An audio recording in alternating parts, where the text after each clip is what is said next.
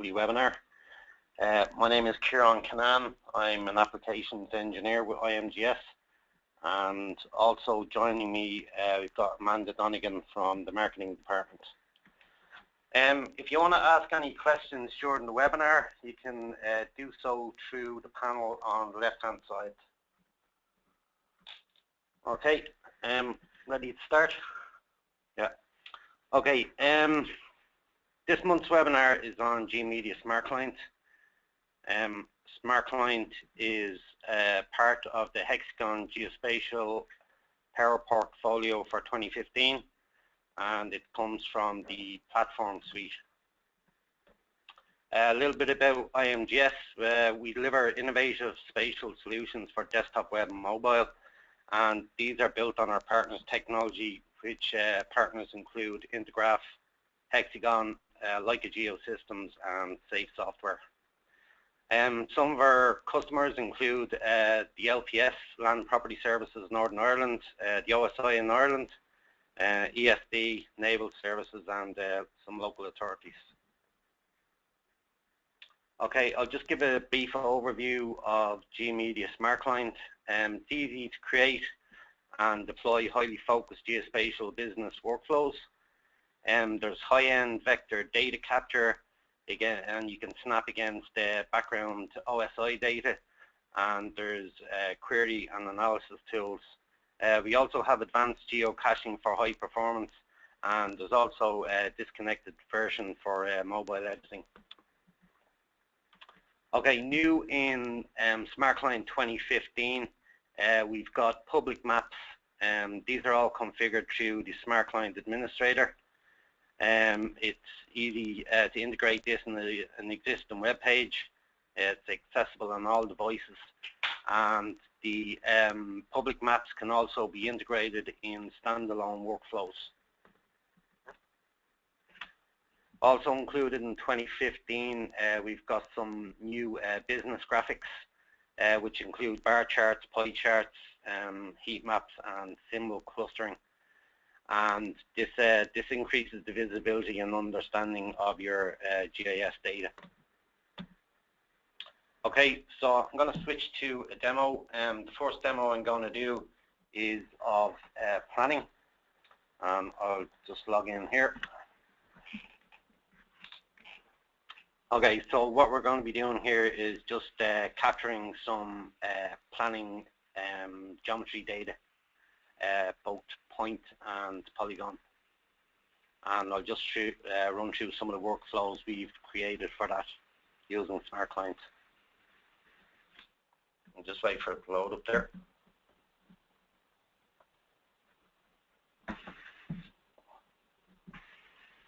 No.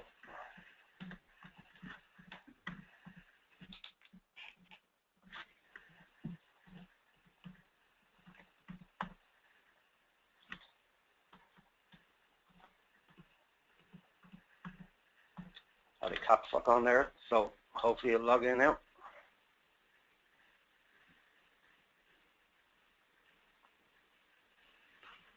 Okay, so what we've got here is some data from Longford. I'm using background maps from Bing, and I'm just going to run through some of the native functionality within Smart Client first. First off, we've got the usual navigation tools: zoom to box, zoom in,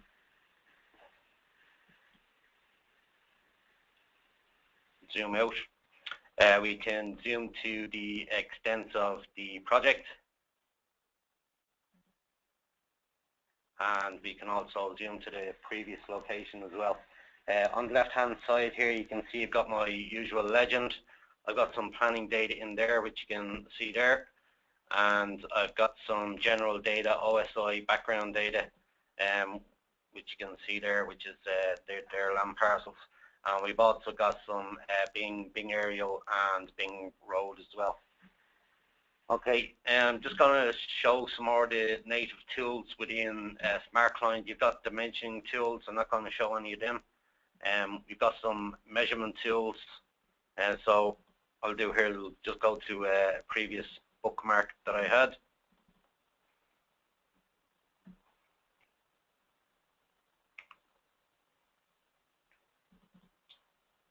Okay, so here you can see we've got just point data.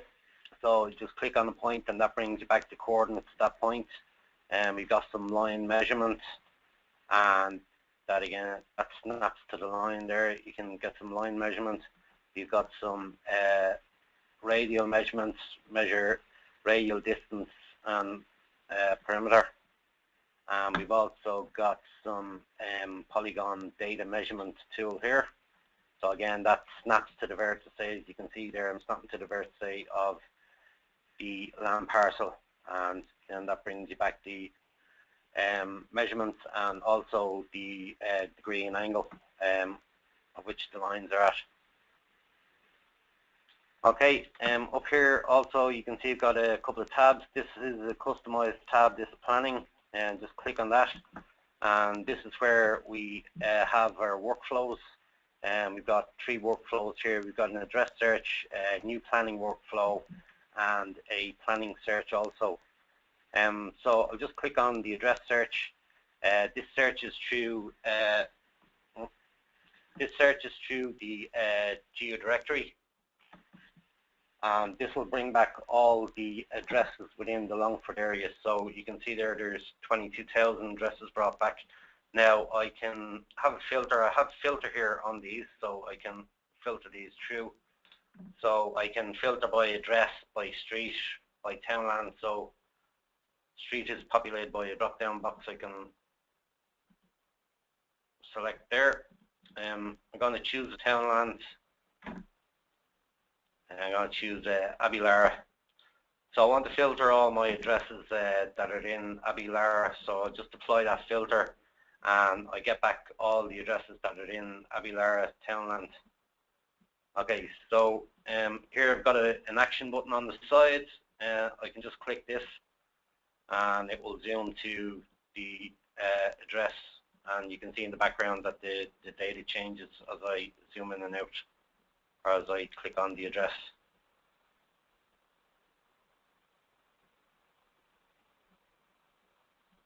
Okay, so just come down here to Abilara. Okay, so the second button here I want to show you is the new planning. So I get some planning application into council. I can use this to digitize my planning record. I'm just gonna remove some of the redlining that I have there on the map from previously. Okay, so I click on this new planning. Now I have 2 options here to capture some planning data. I can go straight into capture a point, in which case it will ask me for a file number. I can put in my file number, and then this will bring me back the details of the planning application, and I can then proceed to capture my point. Or the other way I can add in the planning application is to click on this planning search, and this is an automatic planning search that searches through all my data.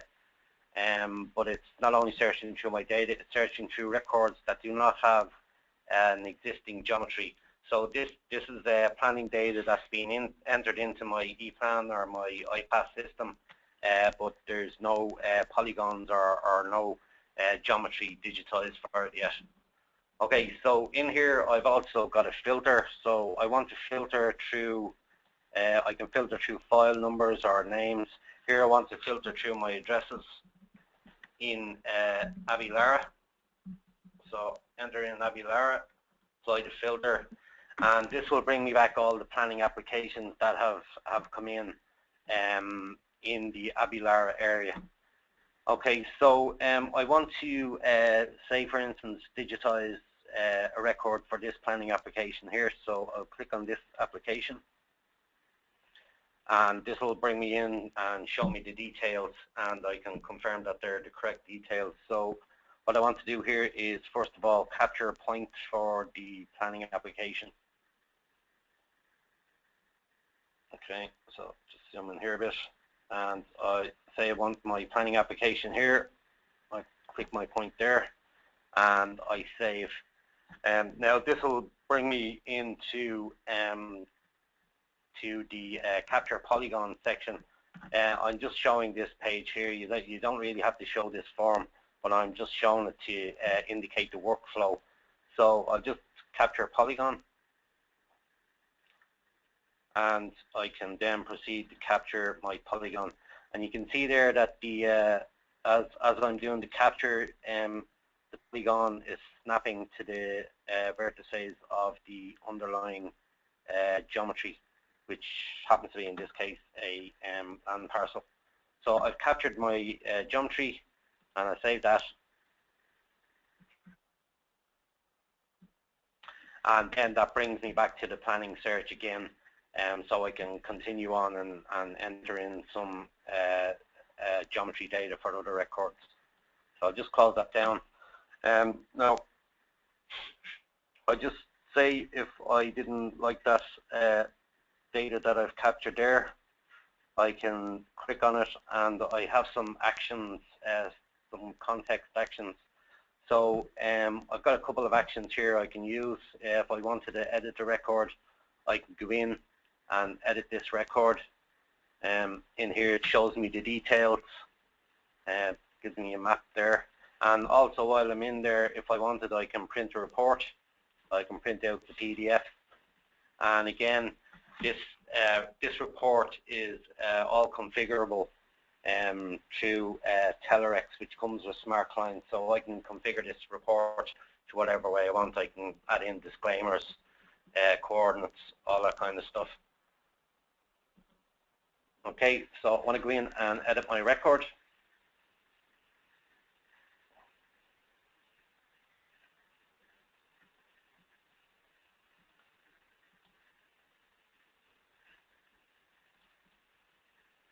Okay, and I can save that. Okay, so if I'm still not happy with the record, I can see there's some lines there that aren't correct.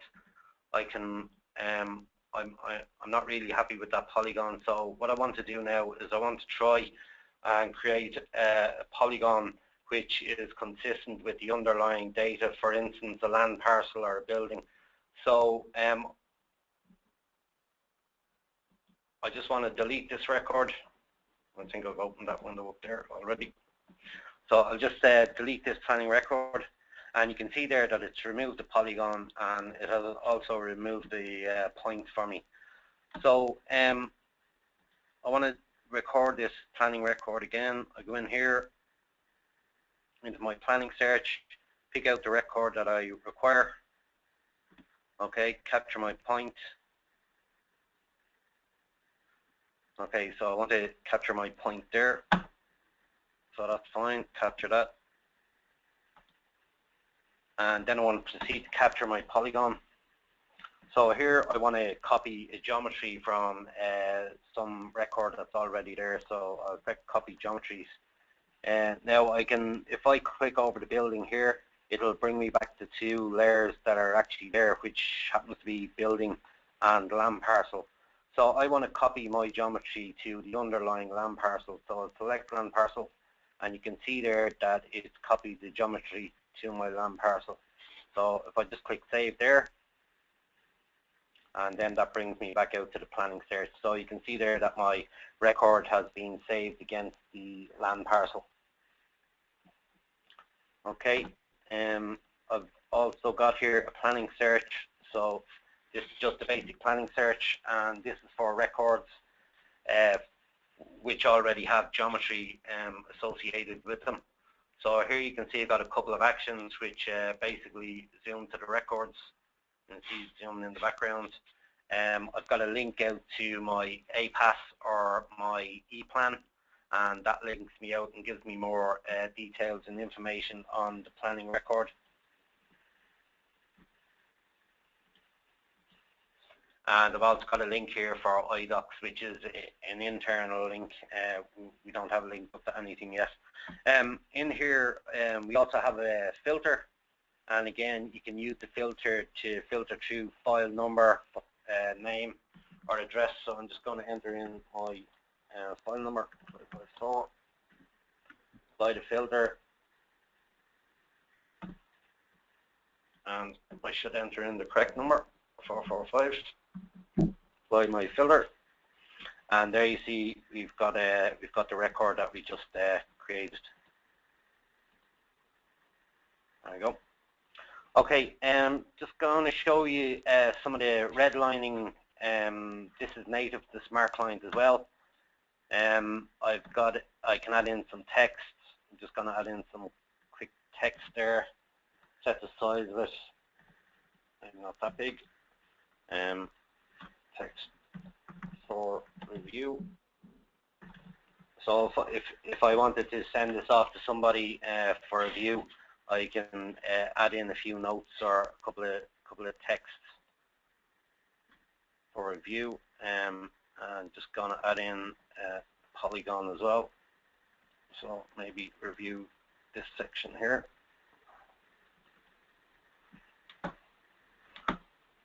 Okay, and I can also add a buffer around the area as well if I wish to do so. So just click on that. I want to add a buffer around my planning application, and there you can see that I've added a buffer.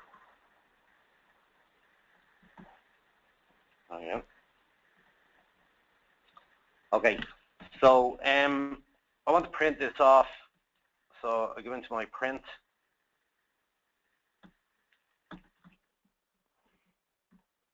Okay, just change the orientation here to landscape. Okay, and you can see my background on the map there. It shows me a green shaded area. That's my print area. I can adjust that print area there. I can turn around. I can zoom in, zoom out, and I can resize the printing area as well. And then I just click print or preview and send this document off to whoever.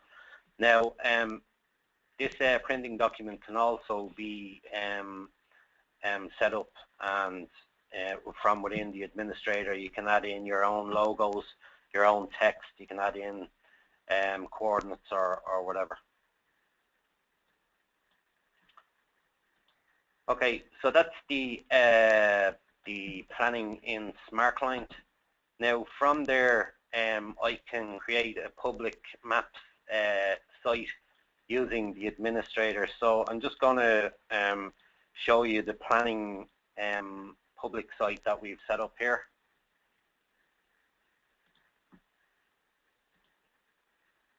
Close that down.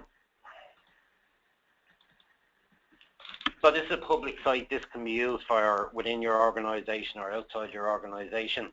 It's a basic site. I've some background mapping in it here. I've got a default address and planning search. So if I type in something here, it'll bring me back the details from planning and also the details from the geo directory. So I can just skip down through those, and it will zoom into the area automatically, whatever the details are, and you can put tooltips and all that stuff on there. And I've got a couple of different maps here. You have Bing aerial, so you can add in all different background mappings, Google satellite, Google roads. Just zoom out here, and I just show you one of the new features that they've included in 2015, which is the heat map. So I click on a planning heat map, and this is just an indication of the planning application activity around the Longford area. Okay, so that's the planning workflow done. We also have another workflow which I'm going to show you. This is for Sligo Asset Register. They had an old system. It was based on an old customized system. It was based on web maps, and they needed to move to new servers. So this is what we've provided for them. So I'll just load this up now.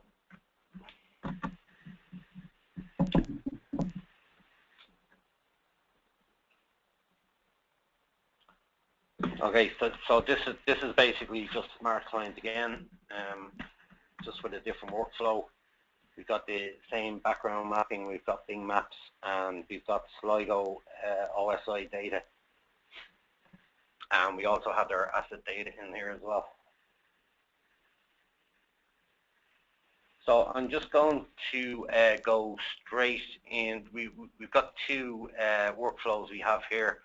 So I'm just going to go straight in to show you these workflows as I've showed you all the other native tools to Smart Client. So what we've got here first is an asset search. So Sligo wanted an asset search. They wanted an asset search that they could filter through townlands or streets if they wanted. So this brings back a record of all the assets that are within Sligo. We have a filter here again, as you've seen with the planning, and you've got different filter types as well. We've a few more here than we had in the previous one. So what I'm going to do is I'm just going to choose a townland from the drop-down list, and I'll choose Abbey Quarter South. I'll apply the filter, and that will bring me back all the assets within Abbey Quarter South. Okay. So one thing Sligo asked us to do was to, they wanted to print off a list of their assets. So we provided a print for them, print out the Excel. And one thing in particular that they wanted was to have the coordinates in ITM format. So we provided that for them. And this is exactly what they want to send off to the OPW. This is what the OPW request. Okay, so that's just the report. So also in here we've got some buttons. We've got zoom to the feature. We can edit feature, and we can also view the feature. I'll show you those forms in a second. So as I zoom in, you can see that it zooms to the record in the background. So I'll just close that, and there's my record there. Okay, so what I want to do here is I want to show you the creation of a new asset through the workflow form that we've created. I'm just going to go to previously saved bookmark I have here. Okay, so I want to create a new asset. So I come in here, and this is the new form that we've done in Sligo. There's some form validation here. You can see I can't click or use any of these text boxes or drop downs until I fill in my first box. So this is cascading as well, so I can't use the type until I fill in the file number. I can't do the asset number until I select the type. So it's going to put in an asset number here, tab.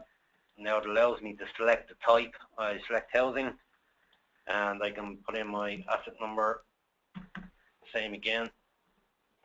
Okay, so this provides me with an asset ID. That's what Sligo wanted. They required the asset ID to be 5 digits long, and they also required it to have a prefix based on the type. So if I select the type as road here, you can see that the asset ID has changed to RD, and likewise if it changed to land or whatever, it'll change again. Okay, so I'm just going to fill in some other details here. Department is housing. I'll just fill in the name, demo. Okay, so what I'm going to do here now is I'm going to capture a polygon. So I'll proceed to the capture, and I will capture polygon on a map. Okay, and I'll save that polygon. And what happens now is it goes back into the form, but also it has done some spatial queries as well within the form. So it's done a spatial query on the townlands, and it's done a spatial query on the street. So it brings me back the intersecting townlands with my asset and also my street. We've added in some detail into the form here. So if the property was leased, we could click here and fill in the details. If it's not leased, we can choose to hide them details. Again, with disposal details, the same thing here. If it's being disposed, we put in the details of the disposal. On the Asset Details tab, we've got a section here where we can add in images. So, for instance, if I want to add in a few images, I can go in here, select from my pictures. You can see that images pop there, and upload that to the database. That gets stored in the database, so it's there for viewing whenever anyone goes in to view the details. We've also some other acquisition details and some conditions as well that we can apply to the asset. There's also another spatial query that's done on the asset, and this brings back all the planning applications within the asset area. I think it's within 25 meters of the asset.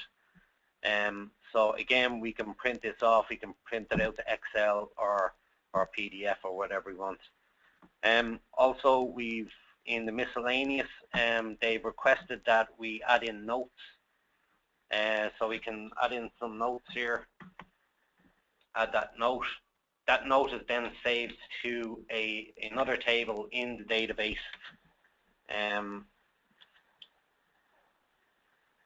I'll just put in another note here, portfolio. Okay, so they're both saved into the note table. Now, in here, I can flag these notes. So, for instance, I want to flag the open folio. And what Sligo requested was that the flag note be set as a tooltip on the asset. So you can see here that that's set to true. I'll just save that.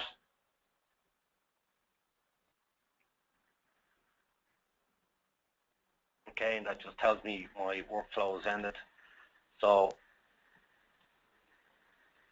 here you can see my asset, and you can see that my note is open folio. Okay, and also then I have some context actions here. If I click on the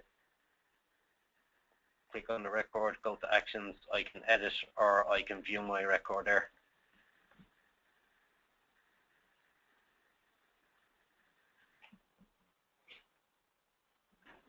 Okay, so that's just some of the workflows that we've created using Smart Client. Sorry, skip through here to the end. Okay, so if we have any questions there, Amanda?